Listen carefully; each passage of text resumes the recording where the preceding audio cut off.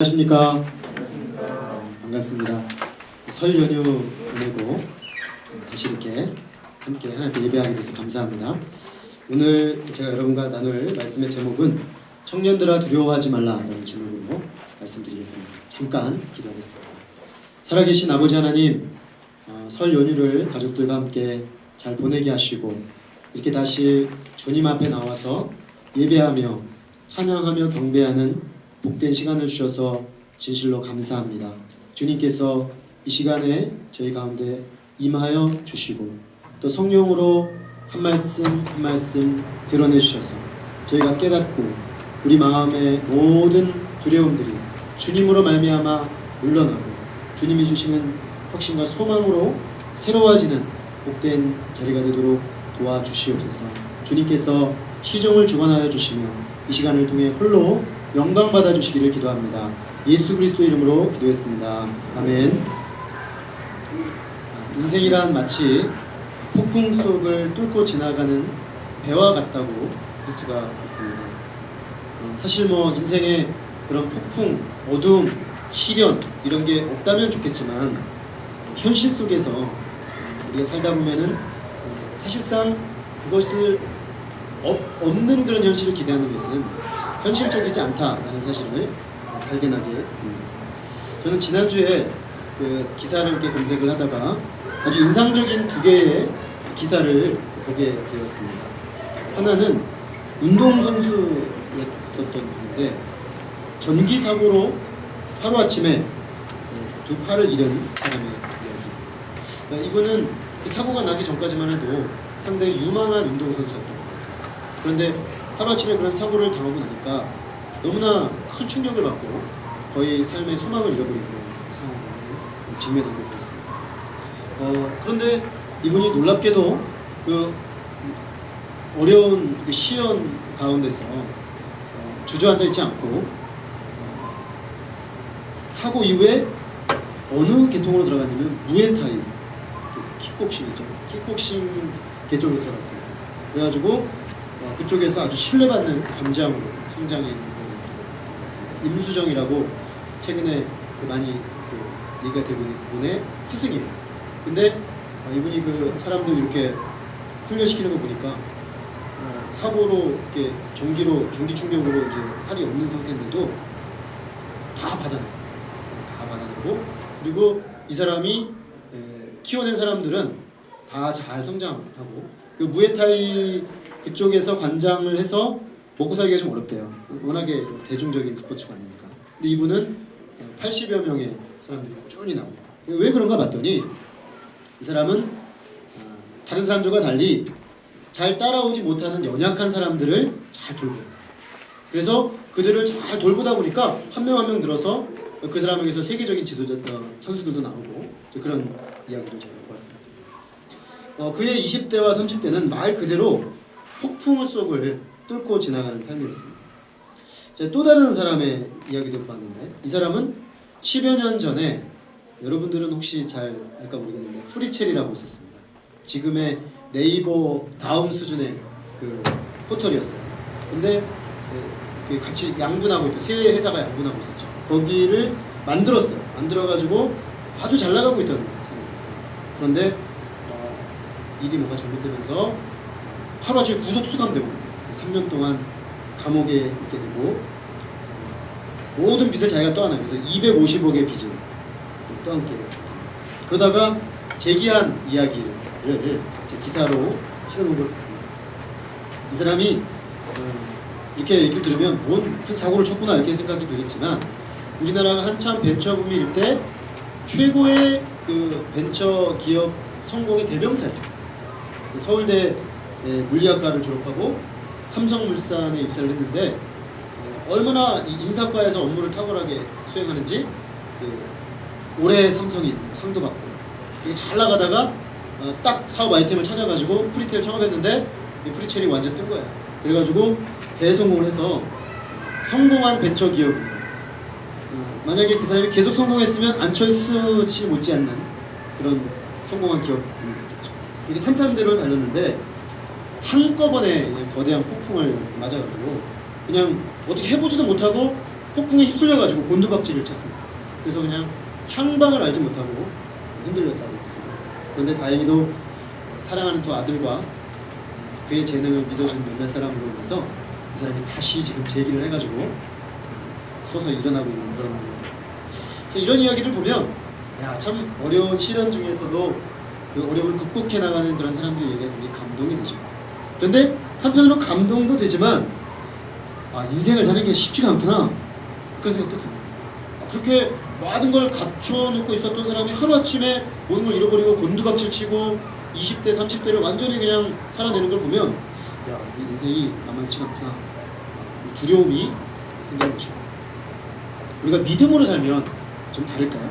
믿음으로 살면 모든 시련이 다 우리를 비켜가고 그 어려움이 막 우리의 삶을 다 피해가고 막 그런 상황이 벌어질까요?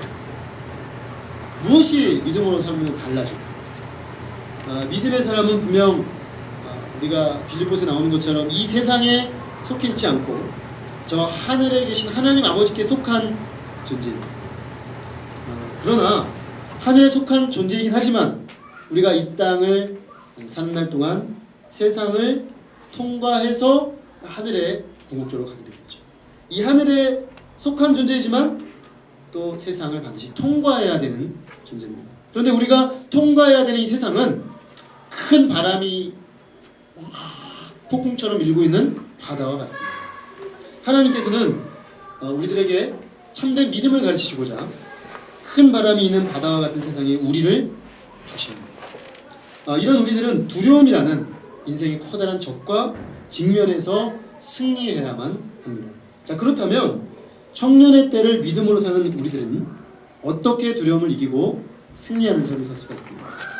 오늘 본문을 보시면은 예수님께서 보리떡 5개, 물고기 2마리로 5,000명이 넘는 무리를 먹인 직후에 일어난 사건인 것을 알 수가 있습니다.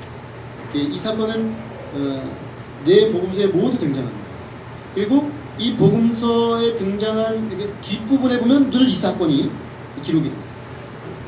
그런데 사람들은 이 오병이어 사건을 경험하고서는 예수님이야말로 자기들의 먹는 문제를 해결할 수 있는 왕이 될 것이다 라고 생각을 하고 임금을 삼으려고 했습니다. 근데 예수님은 거절하시고 산으로 가셔서 기도하신다는 장면이 나옵니다.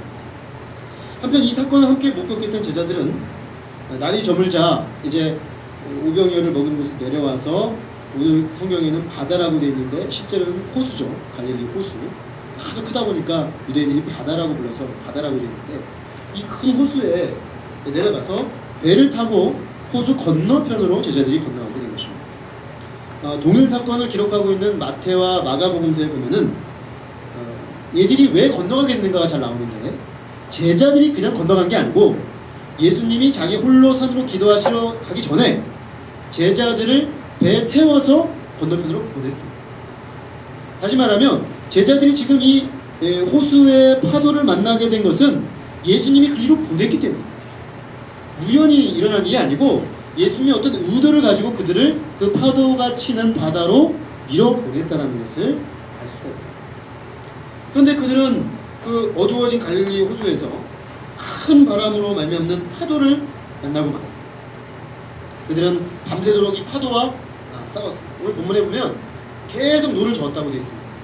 우리 요한복음에는 시간이 나오지 않는데 이 마태 마가복음에 보면 시간이 나오는데 이 사람들이 저녁 어두컴컴할 때 예를 들면 7, 8시쯤 갔는데 언제까지 예수님 오실 때가 몇 시였냐면 새벽 3시.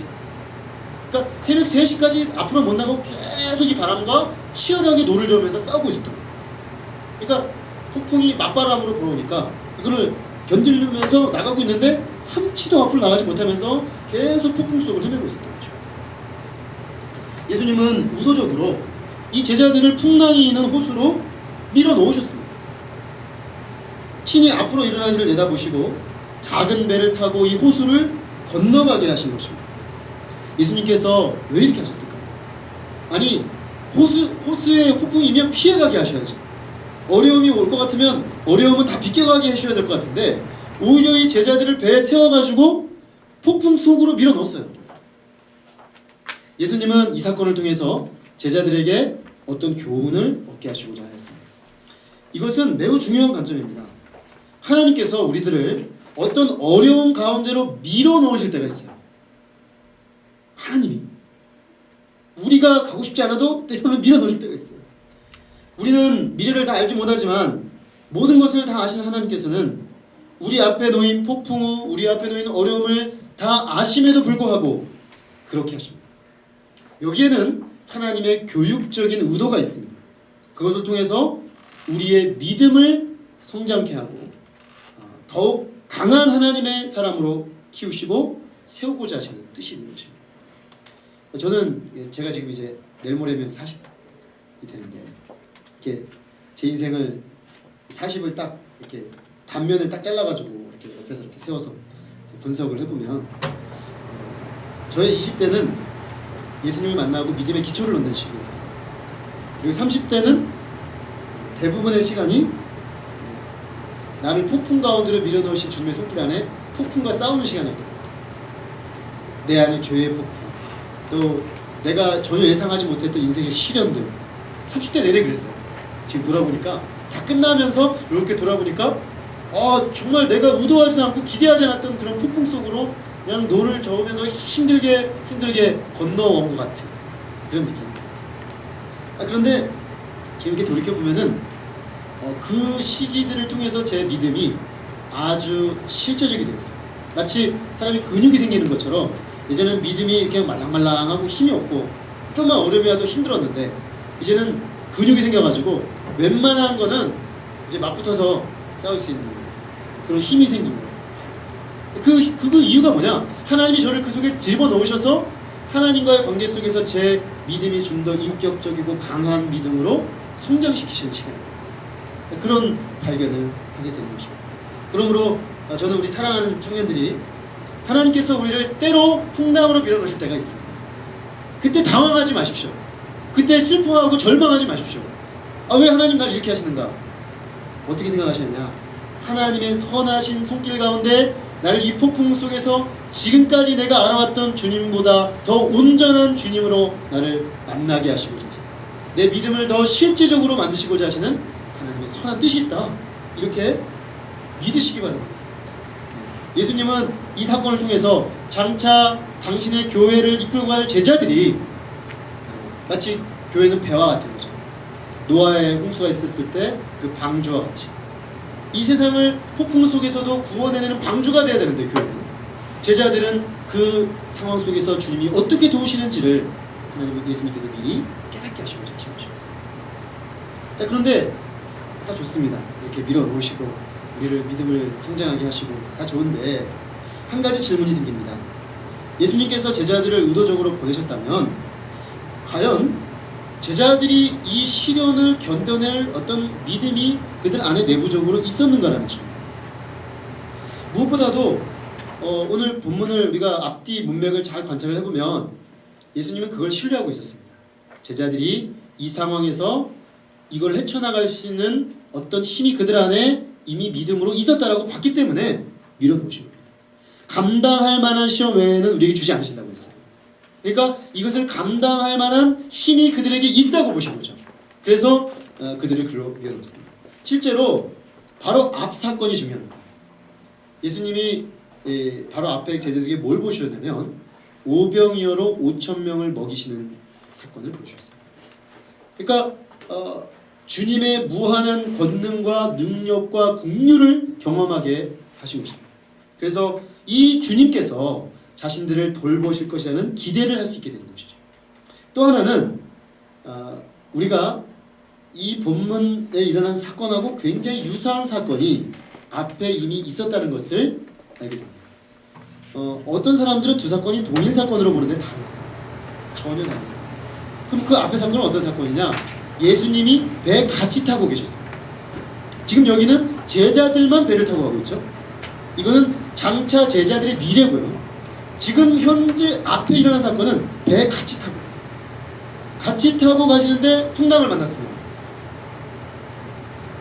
근데 예수님은 뭐하고 계시냐면 배 선미에서 이렇게 주무시고 계십니다. 근데 막 파도가 치는데도 예수님은 끄떡 주무세요. 제자들이 결국에는 막 두려워하다가 이러다가 죽겠다 싶으니까 예수님 막 흔들어 깨웁니다. 예수님 우리가 죽게 된 것을 돌아보지 않으십니까? 예수님이 그때서 일어나셔가지고 바람을 잠잠케 하시면서 제자들에게 말씀하십니다. 왜 이렇게 믿음이 적냐? 이렇게 말씀하십니다. 이게 앞에 있었던 사건이에요. 그러니까 그 사건을 통해서 제자들은 이미 예수님이 바람과 파도도 잠잠케 하시는 주님이시라는 것을 경험했던 것입니다. 그렇기 때문에 예수님은 이 제자들을 이제는 니들끼리 가봐라. 그리고 밀어 넣으신 거예요. 그러니까 이들이 그 앞의 경험을 바탕으로 해서 앞에 자기들이 예수님을 만남을 기반으로 해서 더 온전한 더 강한 믿음의 사람들로 키우고자 하셨던 것입니다. 앞선 이런 사건과 경험들은 제자들에게 이제 이 상황에서도 믿음으로 두려움을 이길 것을 기대하게 만드는 근거라고 할 수 있습니다. 자, 그러면 제자들은 예수님께서 기대하시는 대로 이 모든 폭풍을 끝끝내 이기고 두려움을 이기고 승리했는가? 오늘 본문 19절을 보면 예수께서 바다 위로 걸어 배에 가까이 오심을 보고 두려워하거늘 이라고 했습니다. 제자들은 물 위를 걸어서 오시는 예수님을 보고 두려워하고 있습니다. 우리는 이 제자들의 이 두려움을 보면서 좀 이상하다는 생각을 하게 됩니다. 먼저 그들은 앞서 유사한 경험을 했는데 또 두려워하고 있다는 사실입니다. 그렇다면 앞에 그 경험에서 그들은 아무것도 배우지 못했단 말인가? 라는 질문이 생깁니다. 물론 이들이 성장한 부분이 있어요. 본문을 잘 읽어보면 앞 사건에서 제자들은 막 두려워했는데 뭐 때문에 두려워했냐면 이 파도가 우리를 덮쳐서 우리를 죽일까봐 두려워했습니다. 그런데 오늘 본문은 아무리 씻고 찾아봐도 제자들이 파도를 두려워했다라는 언급이 전혀 없습니다. 제자들은 예수님이 오실 때까지도 파도와 맞서 싸우고 있었어요. 비록 건너가진 못했지만 파도를 두려워하지 않고 노를 저으면서 끝까지 약 7시간 정도를 거기서 싸우고 있었던 거예요. 성장한 거죠. 분명히 제자들 안에 어떤 성장이 있었습니다. 근데 흥미로운 건 제자들이 뭘 두려워했느냐면 예수님을 보고 두려워했어요. 파도를 보고 두려워한 것이 아니라 걸어오고 있는 예수님을 보고 두려워한 것입니다. 참 아이러니하죠. 그들을 돕기 위해 지금 걸어오고 있는 예수님을 보고 무서워하는 것입니다. 왜 무서워했는가? 마태복음에 보면 그들이 걸어오시는 예수님을 보고 유령이다! 이렇게 말한 적이 나옵니다. 그렇지 않겠습니까? 깜깜 아직 새벽 3시니까 완전히 동이 트진 않았고 어둠컴컴한 상황인데 물 위를 이렇게 섞쳐서 걸어오니까 이건 뭐야? 한 번도 본 적이 없는 장면이잖아요. 누가 물 위를 걷는다는 건 있을 수 없는 일입니다. 뚱만 걸어오니까 그들의 지금까지의 모든 지식을 총동원해 봤을 때 이걸 유령이라고 경험한 거죠. 유령에 대한 두려움, 이것이 폭풍에 대한 두려움보다 컸습니다. 이들은 믿음으로 폭풍과 싸울 수 있는 믿음은 생겼지만 자기들 향해 걸어오는 이 실체를 할 수 없는 유령과 같은 존재로 인해서 더 두려움을 떨었던 것입니다. 그리고 유령을 본 의심과 당혹스러움이 폭풍을 본 두려움보다 더 큰 두려움으로 이들을 사로잡고 있습니다. 결국 이들은 예수님을 봤는데 예수님을 바로 보지 못했기 때문에 영적인 무지 때문에 두려워하고 있었다는 것을 알게 됩니다. 앞선 경험과 사건으로 믿음이 성장한 부분이 있지만 그들은 여전히 더 믿음이 성장해야 될 부분이 있었습니다. 예수님은 어떻게 제자들이 두려움을 이기는 믿음으로 성장하게 하십니까? 예수님의 대답 속에 그 처방이 있습니다. 그리고 우리가 더 큰 믿음으로 성장해 갈 걸 기대하면서 우리를 폭풍 속으로 들여미실 때 주님께서 우리에게 기대하시는 믿음은 어떤 것인가 하게 됩니다. 첫째로 예수님은 이들에게 나다 라고 말씀하십니다. 내니 두려워하지 말라. 내니, 이거 영어로 보면 이렇게 있습니다. I am. 이는 예수님께서 자기가 누구인지를 밝히시는 것입니다. 얼핏 보면 아무 말도 안 한 것 같죠. I am, 나다. 그런데 인상적인 이것은 이 I am 이라는 이 표현은 하나님께서 모세에게 자기를 나타내시면서 사용하신 표현입니다. 나는 스스로 있는 자니라. 그거를 영어로 보면 이렇게 되어 있습니다. I am who I am. 나는 나다. 하나님이 자기 설명하실 수가 없는 거예요. 나는 나다. 나는 그래서 우리 번역을 어떻게 번역하냐면 나는 스스로 있는 자다. 나의 기원을 어떤 다른 것에 찾지 못한다. 나는 이 모든 만물의 기원자다. 나로 인해 이 모든 만물이 있다라는 것이죠. 모세가 당신이 누구시냐고 물었을 때 하나님의 대답이 있습니다. 예수님이 공교롭게도 그걸 그대로 가지고 오십니다. 그 모세에게 하나님이 자기를 드러내실 때 쓰셨던 그 호칭을 그대로 쓰시면서 I am 이렇게 말씀하신 거죠. 예수님은 이 말씀을 하시면서 호수위를 걸어오고 계신 것입니다. 너희는 지금 내가 호수위를 걸어오는 걸 보면서 유령으로 생각하고 두려워하고 있느냐? 나다! 라고 말씀하신 거예요. 말씀으로 바람과 파도를 다스리실 뿐만 아니라 그때 그걸 믿었죠. 그런데 바람 속에서 호수위로 걸어오시는 중력을 넘어서는 거죠. 중력에 의하면 빠져야 되잖아요. 근데 중력을 넘어, 왜? 그분은 중력을 만드신 분이기 때문에, 이 세상에 모든 존재하는 것의 법칙을 만드신 분이기 때문에 그분은 그 위에 계신 거죠. 그러니까 그 중력 법칙을 거슬러서 물 위로 걸어오시는 것입니다. 그런 전능한 하나님으로 자신을 드러내고 계십니다. 특별히 하나님께서는 출애굽한 백성을 이끌고 바다 가운데 길을 내십니다. 바로 그 모습이죠. 지금 예수님이 모세에게 자신을 드러내실 때 I am who I am 하고 그걸 그들 어디로 데리고 갔냐면 홍해 앞으로 데려갔어요. 200만 명의 백성을 홍해 앞으로 딱 데려가고 뒤에 딱 막아버리고 앞으로 갈 수도 없고 뒤로 갈 수도 없는 상황에 딱 놓으시고 어떻게 하셨느냐? 홍해를 가르쳤어요. 그래서 시편 기자는 그 사건을 77편 19절에 이렇게 말해요. 주의 길이 바다에 있었고 주의 곧은 길이 큰 물에 있었으나 주의 발자취를 알 수 없었다. 주의 길이 바다에 있었다는 거죠. 그 홍해 바다에 길을 내신 그 주님께서 이제 물 위로 그들 안에 걸어오고 계시다는 거죠. 그 홍해 바다에 길을 내신 그분이 지금 제자들 앞에 서 계신 바로 그 주님이시라는 거죠. 사실 앞서 예수님은 자신을 빵 문제를 해결해내는 왕으로 삼으려고 했을 때 거절하셨습니다. 나는 거저 빵 만들어주는 어떤 경제적인 메시아로 너희에게 온 것이 아니다라는 것이죠. 그런데 지금 이 시간에는 내가 왕이다라고 말씀하십니다. I am the king 그러시는 겁니다. 내가 이 모든 피조 세계를 만드는 왕이다라는 것입니다. 이 모든 피조 세계를 내 손안에 쥐고 지금도 통치하고 있는 왕이다라고 말씀하십니다. 그러면서 이 예수님을 온전히 알아보라는 것입니다. 왜 I am 그러십니까? 너희들이 지금 나를 못 알아보고 있다는 것이죠. 너희들 나를 지금 제대로 보고 있느냐? 내가 지난 한낱 유령으로 보이느냐? 헛개비로 보이느냐? 예수님을 헛개비로 보는 그들에게 나는 헛개비가 아니다. I am the king. 그죠? I am the creator. 나는 이 모든 만물의 창조자다. 말씀하시는 거죠. 그러면서 이 예수님을 제발 온전히 알아보라 말씀하시는 거죠. 믿음으로 이 주님을 보라는 것입니다.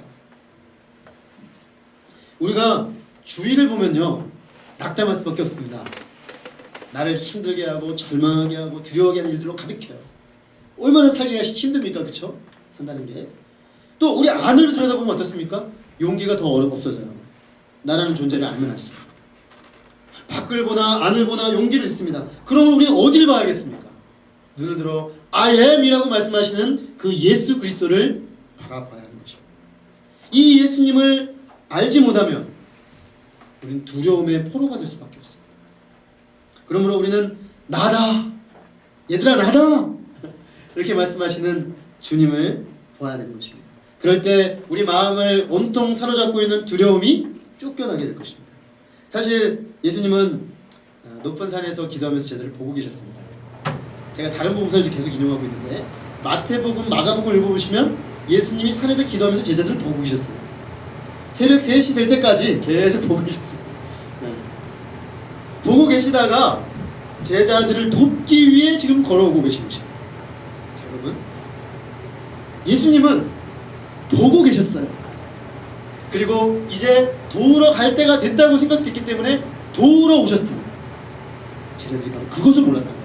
우리를 보고 계시고 우리를 도우러 오고 계신 그 주님을 보지 못했기 때문에 두려워하는 것입니다. 지금 여기 계시고 우리를 돕기 위해 일어나 우리에게 오고 계신 예수님, 그분을 보십시오.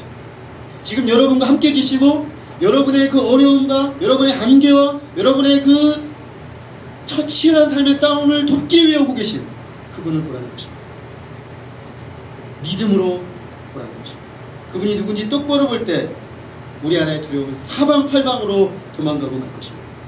오늘 우리 인생이라는 험난한 바다를 통과하면서 예수님은 아무런 실체가 없는 유령, 헛개비가 아니라 물 가운데 길을 내시는 하나님이시고 물 위를 걸어 우리를 돕기 위해 오시는 분, 그런 분으로 믿음으로 바라보는 우리 청년들이 되기를 간절히 기도합니다.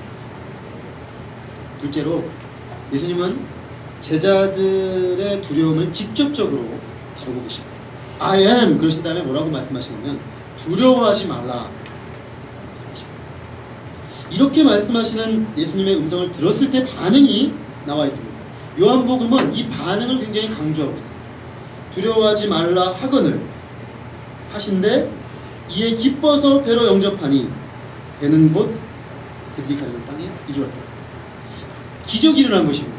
이게 그냥 묘사된 것 같지만 기적이에요. 무슨 얘기냐면 밤새도록 7시간 동안 못 가고 계속 눈을 젓고 있었는데 예수님이 그들 배 안으로 딱 들어오자마자 배가 쑥 목적지에 도착했어요. 그들이 가려던 곳에 이르렀습니다. 근데 그 전에 무슨 일이 있었냐? 제자들이 기쁨으로 예수님을 영접했어요. 예수님을 알아본 거죠. 아! 이 모든 만물의 창조주신 주님께서 우리에게로 돕고자 오셨구나. 두려워하지 말라 하시면서 하시는 그 말씀을 받아들이고 기쁨으로 영접했을 때 주님이 바로 이 배를 이끌고 소원의 항구로 이끌어간 것입니다. 우리는 이 오늘 말씀을 보면서 제자들이 앞서 가지고 있었던 경험이 그들을 구원하지 못했다는 사실을 발견합니다. 그렇죠? 유사한 경험을 했어요. 바람과 파도도 잠잠케 하시는 예수님을 경험했어요. 그런데 그 경험이, 그 체험이 지금 현재 그들의 어려움을 어떻게 해결해 주지 못했어요. 그렇기 때문에 우리는 앞선 믿음의 체험들이 우리 믿음의 성장에 도움이 되죠. 우리가 지금까지 살아오면서 내가 그때 믿음으로 도전했더니 하나님이 이렇게 도와주셨지. 하나님이 내가 믿음으로 했을 때 나를 어떻게 도와주셨지. 내가 정말 학교 공부하고 양들 섬기고 정말 바쁘게 살면서도 정말 다른 사람에게 나 나눠주는 사람 살면 망할 것 같은데 믿음으로 내가 내 삶을 드렸을 때 4.5, 4.0 그런 체험을 한 거예요. 그래 바로 이거야. 학부 시절에 그런 경험을 한 거죠. 이제 대학원이 됐는데, 자 대학원이 되면 또 다른 싸움이 일어나요. 또 다른 싸움. 그때는 승리했는데 그 승리했다는 경험이 지금 나를 구원하지 못한다 이 말입니다. 지금은 또 다른 믿음으로 내가 또 다른 하나님 앞에 헌신을 해야 이 어려움을 돌파할 수가 있는 것입니다. 그렇기 때문에 경험을 의지하는 것은 전혀 도움이 되지 않습니다. 우리 삶에 일어나는 도전은 매번 다릅니다.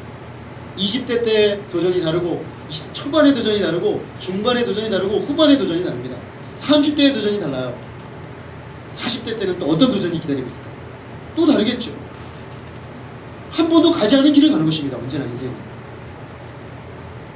그렇기 때문에 과거에 일어난 그 경험 자체를 가져와가지고 그걸 그대로 하면 되느냐? 그렇지 않은 것입니다. 그러면 우리는 살아있는 예수님의 말씀을 반복해서 다시 들어야 합니다. 반복해서 다시 들어야 됩니다. 그래서 예수님이 내니 두려워하지 말라라고 굳이 말씀해 주시는 것입니다. 우리는 이 살아있는 예수님의 말씀이 없이 그분에 대한 참된 지식을 가질 수가 없습니다. 어려움에서 일어날 힘을 얻을 수도 없습니다. 또 이런 참된 지식의 부재는 그분에 대한 온전한 이해가 없이 방황하게 만듭니다. 이 말씀을 통해서 지금 현재적으로 주님의 말씀을 듣고 현재적으로 주님을 경험하고 나가야 됩니다. 그게 없으니까 말씀이 주는 힘과 확신과 위로가 없으니까 방황하게 됩니다. 제자들이 열심히 애는 쓰지만 극복이 안 되는 거죠. 그리고 그런 방황, 그런 애씀 속에서 사람들은 마음이 동요하고 혼란에 빠지고 두려워하게 되는 것입니다. 주님의 살아있는 말씀, 그 말씀이 제자들에게 들리니까 눈이 열린 것입니다. 눈이 열렸을 때 그들은 이 예수님을 바로 보면서 예수님을 영접하게 되는 거죠. 그리고 예수님이 영접하여 배에 오르자 예수님이 그 배를 친히 이끌어 가십니다. 모든 문제가 그분 앞에 다스려지는 것이죠. 그러므로 주님의 말씀을 들음으로 우리의 삶을 그분께 맡길 것을 촉구하면서 시편 기자는 이렇게 노래합니다. 너의 길을 여호와께 맡기라. 저를 의지하면 저가 이루시리라. 딱 그 상황이죠. 제자들이 지금까지 아무리 해도 안 됐는데 자기를 돕기 위해 오신 예수님을 기쁨으로 영접했을 때 모든 것을 내어드렸죠. 배의 키를 내어드리고 이 폭풍을 싸워야 되는 문제를 내어드리고 다 내어드렸을 때 그분이 오셔서 배를 친히 이끌어 가시고 친히 이루시는 것입니다. 이 반복해서 주의 말씀을 들어야 될 이유가 여기 있습니다. 반복해서 우리가 다시 믿음으로 주님께 나아가야 될 이유가 여기 있습니다. 과거에 한번 믿음으로 나간 거 가지고 아닙니다. 지금 현재 삶 속에서 또다시 내 믿음으로 나가는 것입니다. 살아있는 주님의 말씀을 들을 때 주님께서 우리 가운데 임하십니다.